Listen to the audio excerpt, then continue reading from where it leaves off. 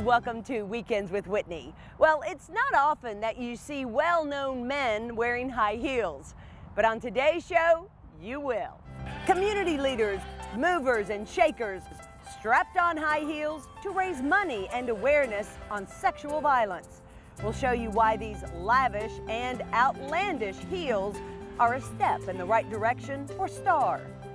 Plus, meet an artist like no other. Mitch Evans takes this and turns it into this. We'll find out how fungus, mushrooms, and Japanese brushstrokes factor into Mitch's works of art. And groundbreaking brain research on the recipe for happiness. Dr. Nick explores why our minds do struggle to find happiness and 4 easy steps to find our happy place. But we begin with stepping out and standing tall for social change. It's a fun, lighthearted evening with a serious message.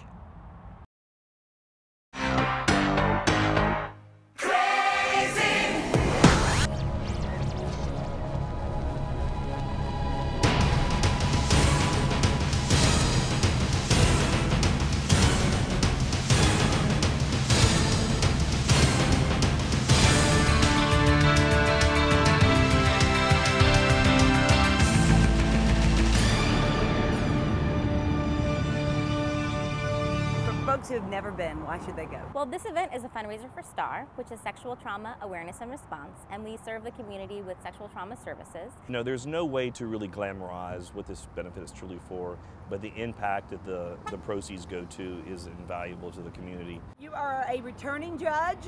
Yes, I am. This is the 3rd year going, and it's a fabulous event.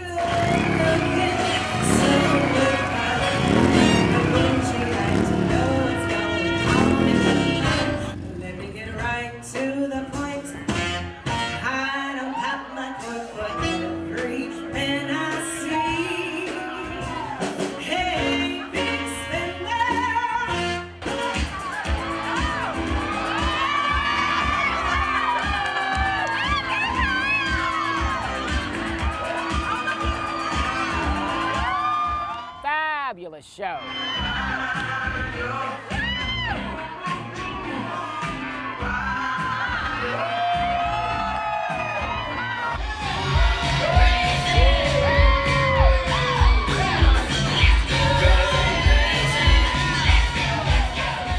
Some of your friends Yes. are in this year's competition. Correct. And I understand that it's no holds barred. No holds barred. I'm all out in it to win it. So why did you agree to do it? Make fun of yourself a little bit and just, you know, dance in some heels and just show off my good legs, for God's sakes. That's all the reason I needed.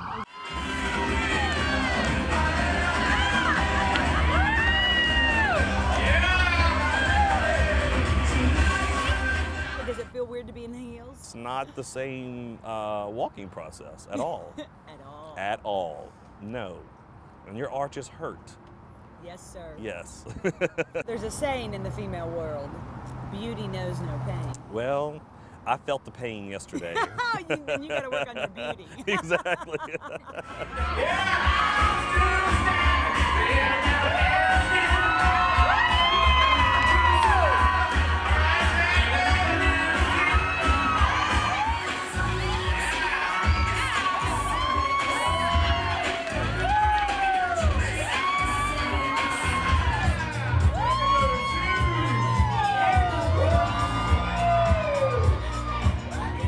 Hard to get hunks to put on heels. You know, I thought it would be, but you would be surprised. They're all so excited to try them on and to strut their stuff.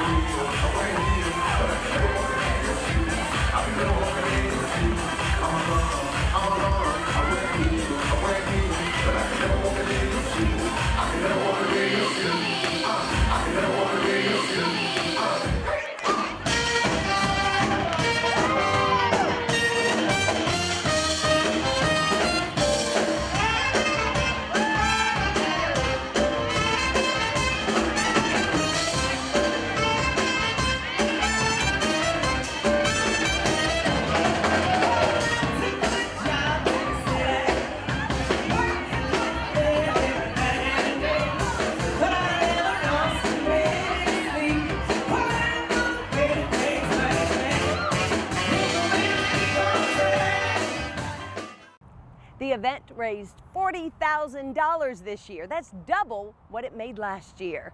And next year, it'll be back for its 4th year, bigger and better than ever. Well, still to come on this morning show. He calls himself the Wood Ninja, and what he does with wood is an art like no other. How Mitch Evans turns old wood into unique treasures. And the art of happiness. New research reveals how all of us can be even happier. Dr. Nick shows us how as Weekends with Whitney continues. Maggio, the only way to go. Maggio Buick GMC, your satisfaction's our specialty. We really deliver on Falls River, here in New Roads. Small town atmosphere, legendary service for over 60 years. Maggio, the only way to go. The only way to go, that's Maggio. Hi, I'm Drew Detlich, and welcome to Camp Bow Wow. We are Baton Rouge's premier doggy day camp, daycare, and behavioral training facility. Spanning over 14,000 square feet, your dog has plenty of room to play. We have covered yards that'll protect your dog from the sun and rain. We have a state-of-the-art HD monitoring system so you can watch your dog throughout the day. And don't forget, we also offer luxury suites. So, stop in for a tour today and schedule your interview and get your first day free. This is Camp Bow Wow, where a dog can truly be a dog. Go Roof is proud to serve the Baton Rouge and surrounding areas with our years of experience and quality service. We want more than just your roofing needs. Go Roof cares about the client and wants you to be our customer for life. Roof replacement, repair, vents, and more. Go Roof will get it done. We have excellent standing relationships with all the top insurance companies, so making your claim is fast and easy. A beautiful roof every single time at Go Roof. Call now for a free estimate. Welcome back to Weekends with Whitney. Well, art can sometimes instigate a spiritual experience, even for the artist. This chainsaw is an unusual artistic tool, but it's the first step in every piece of art Mitch Evans creates. The wood hunt starts with the big chainsaw. You know, I just go out there and pretty much anywhere you can possibly imagine where there's an old log that's fallen down. And when I see mushrooms, I get excited. Because mushrooms indicate fungus, and fungus does beautiful things to old, rotting wood.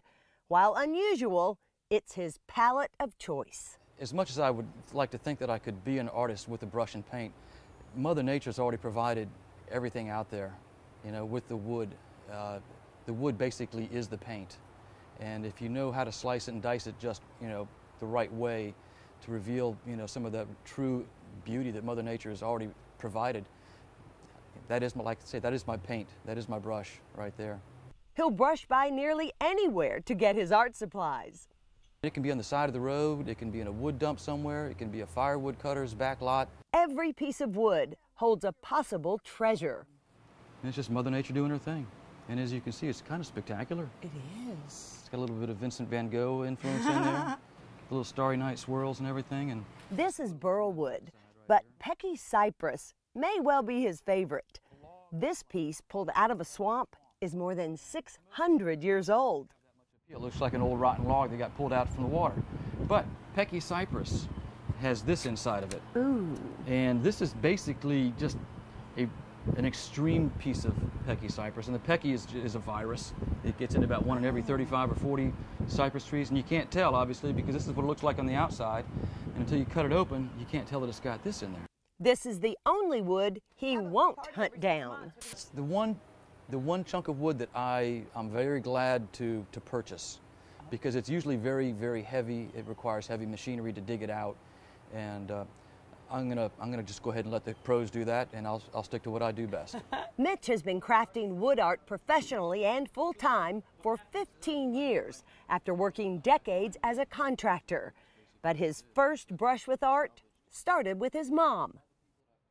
And we were right in the middle of a football, baseball town, and that was my life. You know, 180 days a year I was football, the other 180 days I was baseball. And she, in her infinite wisdom, decided to yank me out of my my duality of life there and yanked me off to Japanese brushstroke lessons. And it's kind of a seed that lay dormant for a long time, but eventually it came back out and started growing, and just decided that it was time to take a shot at it, see what's out there, try to broaden your horizons a little bit, and put another chapter in life. In the wood art world, he wrote the book. Wherever I show, they're like, wow, I've never seen this anywhere before. So I'm kind of proud of the fact that, I may have stumbled upon something that is kind of unique in the art world, and it's catching on. It's a catch art lovers are reeling in. Just recently, Corey Robinson of Duck Dynasty fame bought one of Mitch's creations. And this big tree is a commissioned piece Mitch did for one of his collectors. It's his largest work of art yet. Mitch gives dead trees new life, sometimes in the form of new trees, but many others too. This right here is the Pecky cypress right here, obviously. Yeah, love it. And, they obviously lend themselves to all kind of abstractions, nautilus shapes, fish shapes. His fish designs are his most popular. This is the drama that's at the fork of the tree right here. And I've taken that and isolated and then just butterflied it right here. And the eyeball is a little bit of a bamboo joint. And these are just basically just branches, slices of a branch from a red cedar tree. A little bit of sinker cypress in here for this and this and this, and the same type of material over here as what's in the head right there. But he can do almost anything. Ducks, abstracts, even people. He'll take suggestions too. Somebody told me that, Mitch, you got to make a turtle. I was like, wow, okay, if you say so. Mitch, you had to make that turtle. That's exquisite. Again, this is oak burl, and I used obviously the Pecky cypress. Kind of lends itself naturally. People ask me what inspires you sometimes, and I tell them sometimes it's just a $15 bottle of wine, I get all the inspiration I need out of that. Whatever the inspiration, his creation starts with slicing and dicing the wood into shapes. He then lays out his design. This is actually the first phase right here where I'm gluing it to the backer board, okay? Okay. And then what I'll do is I'll build up a fence. Inside that fence, he adds a white or black resin. Once the resin is poured, then it comes out looking like this right here. We've got a piece of pecan right here. And you see, I like the spalt lines. This is what I'm looking for, spalt lines, and that's very dramatic and all that. So this is kind of halfway finished. This is just like a big buttress Tupelo gum or cypress, it's kind of like a swamp tree. Will you leave this bubbly like this? Oh, no. We're gonna knock all that down right in front of you right here. Oh, great. Yeah. So what we do then is we just kind of grind it away right here. Okay.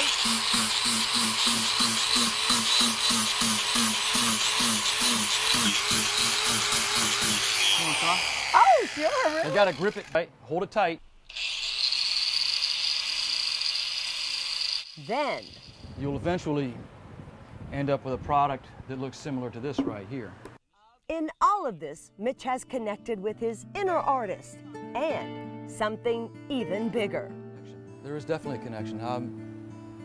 I kind of feel that this is a way of paying homage to my creator in some regards. There's just a connection that I have, and every time I slice a piece of wood, that's how I kind of bond with my creator to some degree. It's I wouldn't call it a religious experience, but there's just definitely, you can see that the great mystery out there is presenting itself to me in a way that I can actually, kind of work with it and create something out of it that is kind of fun and cool to create. If you'd like to see his art in person, you can stop by the foyer on Perkins Road in Baton Rouge, or you can head to St. Francisville October 24th and 25th for the Yellow Leaf Arts Festival. Mitch is the featured artist. He'll be joined by 50 other artists, dozens of musical bands, and of course, great food. It all happens at Parker Park. And still to come on Weekends with Whitney, groundbreaking brain research on happiness. Dr. Nick shows us how we can actually teach ourselves to be happier. The science and psychology, right after this. Go Roof is proud to serve the Baton Rouge and surrounding areas with our years of experience and quality service. We want more than just your roofing needs. Go Roof cares about the client and wants you to be our customer for life. Roof replacement, repair, vents, and more. Go Roof will get it done. We have excellent standing relationships with all the top insurance companies, so making your claim is fast and easy. A beautiful roof every single time at Go Roof. Call now for a free estimate.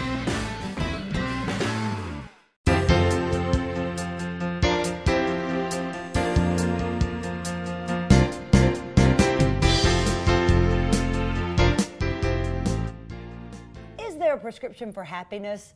Dr. Nick joins us this morning with that and more. Good morning. Are you happy? Whitney. Am I happy? I don't know if I'm happy, but I'll tell you this, and I just was thinking about it before the segment. Every time I hear that song, Happy, I get so happy. Oh, I do too. And I don't know if it's my love for music, a combination of that and the song, but don't you just get, isn't it just a natural high? And I You know want the to one I'm dance and talking twirl about. around You because have I'm to- happy. you'll- yeah. It wasn't really a national phenomenon. There is a desire in all of us to be happy. Because it feels so good. Yeah, it's what energizes and fuels and makes us anticipate wanting more and more of life. Well, okay. To feel happy. Yeah, so I'm happy. So Dr. Soot says, which is interesting Yeah. because some people think they're born to be unhappy, but he says that we can cultivate happiness, that we can foster it, that we can build it in ourselves, but it takes constant effort and energy. I don't know that any of us ever thought, or at least I didn't, that happiness was going to be work. The work that we didn't think would be work is in the thought process. It's in the attention. It's what we attend to. Okay? Am I going to, at the end of the day, or even at the beginning of the day, am I going to attend to negativity and what I fear and what could happen wrong, the threats? Or am I going to attend to the joys that I'm going to experience? That I am a traveler in life. You hear the difference? That I am a sojourner. Who exciting will I meet today? What exciting will happen to me today? Will it be a roller coaster or an ordinary merry-go-round? You can frame the thought process. We have the power to do that. And we can start again at an early age. Not to feign happiness, but to shift the attention to what is great, what is good. You know what? You know why I've been happy the last few days? Tell me. I survived another August. And I say thank you, Lord. Not that I was unhappy in August, but I'm always so grateful, which is one of the tenets that leads us to happiness, is gratitude. Okay, so that's an ingredient. That's an ingredient. And you're right, we did survive another August. Gratitude. Compassion is an ingredient for happiness. Can you imagine going into the workforce every day with compassion for who we work with instead of bitterness or anger or compassion for the customers? And I don't mean to feel sorry for, but a sense of simpatico, and a feel for, a sense of mindfulness, again, of the moment instead of always worrying about tomorrow or yesterday. The moment. To live in the day, the whole 12-step, this just one day at a time, I'm going to be happy. It really does start to build. And the other thing that's fascinating about happiness, as it is with many things, is you build momentum, Whitney. You build momentum. You start finding that I'm focusing on these things, and then the things that we thought were so heavy just kind of fall apart. He doesn't say it, but I would add to one way that we can become more happy is whenever we're wanting to react negatively, and I've said it before probably, put it off till tomorrow. Oh, right. And by tomorrow, it's probably going to be pretty minor, and we're going to laugh at it. And you do that quite often, and all of a sudden it's like, that didn't really deserve the attention that I wanted to give it. Right, right. And in social media, it's so easy to lash out at somebody, and we're in the political season, and boy, people can get dogmatic about it. Waste of energy. So wasteful. But one of the things he says is how you start your morning. Okay. So, and we mentioned the gratitude and thinking about great things. I was going to ask you, excuse me, in the morning or in the evening, do we do that? So you can do it both times a day. Okay. I tend to focus more in the morning. because I'm a morning person. So my morning ritual, which I want to emphasize, do you know that I think happiness has a lot to do with structure and ritual? We need. I am doomed. No, I bet you have a ritual. I bet you have a morning ritual. I bet. It used to be just get up like I was on fire and then channel 2. Okay, well, that was a ritual, but it's better. But I mean, I get up, and the first thing I do is while I'm making that cup of coffee, I start Googling inspirational quotes. That could come from anywhere. And I'll flip through until what? My attention hits something. So I'm now engaged with life, okay? And then once I find it, that becomes my meditation. That becomes my 15, 20 minutes of just kind of letting the mind go. I'll wander, but I'll always kind of come back to that. Like this morning, it was be careful where you put your time, because your time is more valuable than your money. And I've always thought my time was valuable. So I was thinking of where do I put my time? Who do I put my time? Where do I invest it? Who's in my circle? You know, who feeds me? Yeah, those are powerful things. And where do I enjoy my time? And you notice I didn't say I'm on my knees, banging my chest or as your a microphone, center, or the microphone. It's a form. Kim's eardrums just went. It's a form of awakening. Yes. The Mayo Clinic Guide to Happiness by Dr. Soot, and he says, so if there's somebody that you may know, or maybe in your life you just think you need to cultivate a little more happiness, it obviously is possible, and he gives some tools in his book. And allow people to notice it in you. People are always telling me when they see pictures of me on Facebook, Nicky, you're always smiling. And I think you are too. I really do like to smile. Right. And you usually are. And I think, wow, I forget. That's a form of happiness. It is. Just to smile. You're right. And it'll bring it out in someone else even better, twofold. Even better. Thanks, Nicky. Good to be with you. Thanks. Much more Weekends with Whitney coming up right after this. Be happy. Because I'm happy. Clap along if you feel like a room without a roof. Hi, I'm Drew Detlitz, and welcome to Camp Bow Wow. We are Baton Rouge's premier doggy day camp, daycare, and behavioral training facility. Spanning over 14,000 square feet, your dog has plenty of room to play. We have covered yards that'll protect your dog from the sun and rain. We have a state-of-the-art HD monitoring system so you can watch your dog throughout the day. And don't forget, we also offer luxury suites. So, stop in for a tour today and schedule your interview and get your first day free. This is Camp Bow Wow, where a dog can truly be a dog. Thanks for spending part of your Sunday here with me on Weekends with Whitney. And be sure to join us next week. Wowee, it's made down on the bayou. We'll show you how it went from one woman's kitchen shelves onto the grocery stores. And you'll meet Miss Daisy, who's really more like a strong magnolia.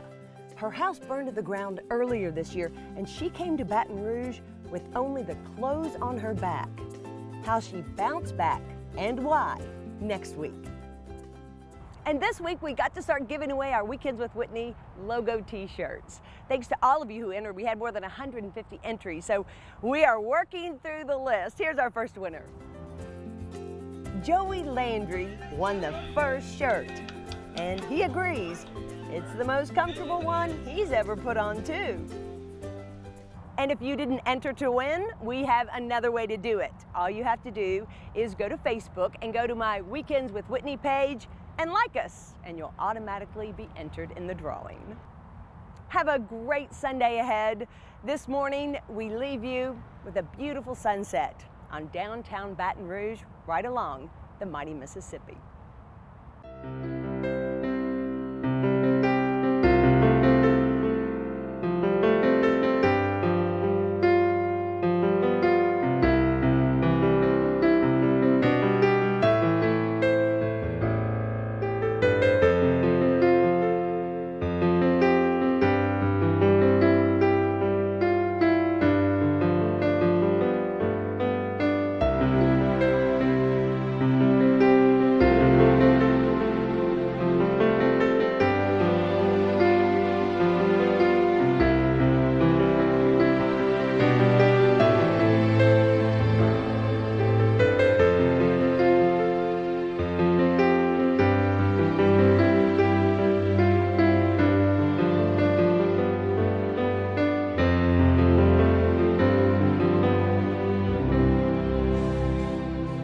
wait, keep it going.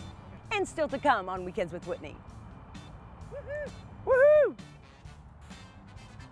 It all happens in Parker Park. Is that right? Parker Park. And this week we got, sorry, I screwed that up. And this week we got, sorry, there's a bug on me. Big bug. Is there a prescription for happiness? Well, one author seems to think so. Think. Sorry, I'll start again. And I'm the sick one. Those are powerful things. And Where do I enjoy my time? And you notice I didn't say I'm on my knees, banging my chest. Or as your a sinner, microphone. or the microphone. It's a Kim's eardrum just went. It's a form of awakening. This TV show, golly, started again. Gee, Minnie. Lines are crazy, but she has done it without. Are you coming or not? Oh, yeah. Okay. Well, I didn't know if you were going to quit talking. And so I just. But I'm going to have to change the battery. Okay, you know that's called filling until you get here. Oh. It's a. I feel on cloud 9. I feel exhilarated. I feel pretty confident. I think I just knocked that out the park. I think you rocked the show. Well, you know, I mean, I had to bring a little Latin flair up into this place, you know what I'm saying? So, who better than me?